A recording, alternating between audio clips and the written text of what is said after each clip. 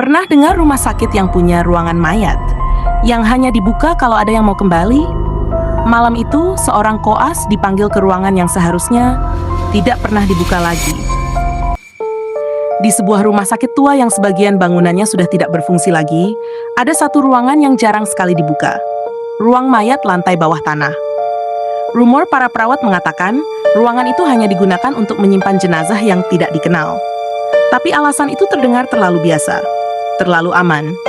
Nyatanya, semua staf lebih memilih tidak pernah menyentuh pintu itu. Malam itu, seorang mahasiswa koas bernama Dira sedang menjalani shift jaga sendirian untuk pertama kalinya. Hari itu sangat melelahkan. Ia baru saja menangani kecelakaan beruntun dan 7 korban meninggal masuk berturut-turut. Jam dinding menunjukkan 01.47. Lorong rumah sakit sepi, lampu berkedip. Aroma desinfektan bercampur bau logam menyengat. Tiba-tiba dari pengeras suara di ruangan jaga terdengar suara dingin tanpa intonasi. Koas Dira diminta ke ruang penyimpanan jenazah, ruang bawah.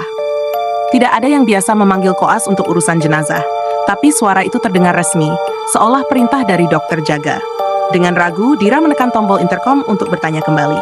Tidak ada jawaban. Lift menuju bawah tanah terasa seperti ruang penyiksaan, sempit, lambat, dan berderit.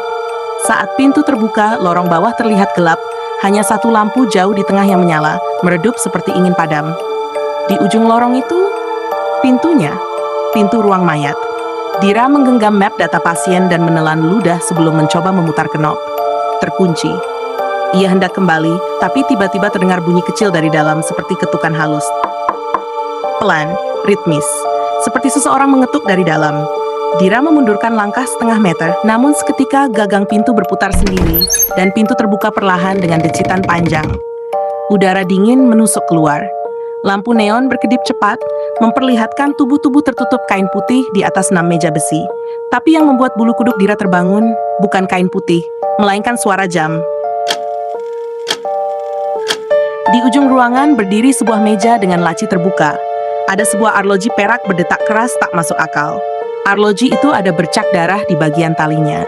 Dan jarumnya menunjuk angka 01.47, waktu yang sama ia dipanggil tadi. Saat Dira mencoba mundur, salah satu jenazah bergeser.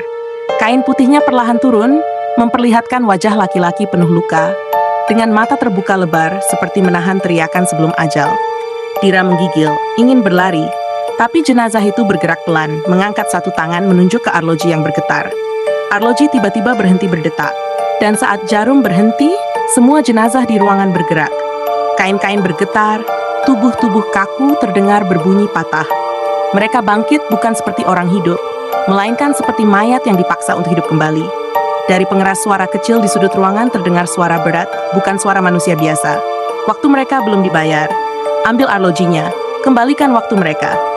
Dira menjerit dan berlari, tapi tubuh-tubuh itu sudah jatuh dari meja, merangkak pelan tapi pasti mengejarnya, meninggalkan jejak darah dingin di lantai. Saat hampir mencapai pintu, salah satu mayat memegang kakinya. Kulitnya sedingin es, tapi genggamannya kuat. Mulut mayat itu bergerak kaku, mengeluarkan kata patah-patah. Jangan, biarkan, dia membuat kami mengulang. Dengan sisa tenaga, Dira menendang, lolos, dan melarikan diri keluar ruangan. Pintu tertutup keras di belakangnya. Lift terbuka sendiri. Dira masuk, memukul tombol lantai atas berkali-kali. Saat pintu lift menutup, ia melihat sesuatu menggantung di sakunya. Arloji perak itu. Ia tidak pernah mengambilnya. Namun arloji itu melekati bajunya sendiri, seperti menempel memilihnya. Jarum jam kembali bergerak tiba-tiba. Dan pada angka 01.47, ia mendengar suara dari arloji. Suara yang sama dari pengeras rumah sakit. Kami akan memanggilmu saat waktunya tiba. Sejak malam itu, Dira tidak pernah kembali ke rumah sakit. Tapi setiap hari, tepat 01.47 pagi, arloji itu berderak sendiri, dan jenazah yang ia lihat di ruang bawah tanah muncul di mimpinya. Semakin dekat, semakin nyata. Dan malam ini, ia bangun karena mendengar ketukan kecil dari luar pintu kamarnya.